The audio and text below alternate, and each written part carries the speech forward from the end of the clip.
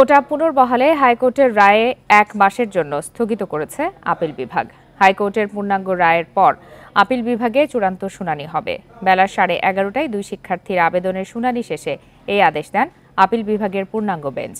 পরে শিক্ষার্থীদের ক্লাসে ফিরে যেতে আহ্বান জানান প্রধান বিচারপতি।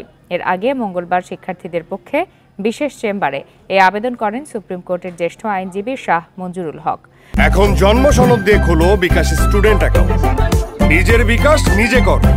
তিনি জানান, কোটা পদ্ধতি বাতিল নয়, যৌক্তিক সংস্কার চান শিক্ষার্থীরা।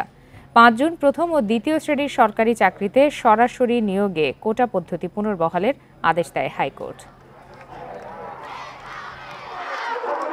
যে প্রত্যেকগুলো আদেশ সবগুলোতেই মেধার যারা এই কোটা পদ্ধতি যে 2018 যে সার্কুলার সেই অনুযায়ী চলবে, তাদের যদি কোনো গ্রিভান্স থাকে তারা যেন এখানে এসে পক্ষ হয়ে তারা বলতে পারে, সেটাও কিন্তু তাদের আদেশে এটা আছে।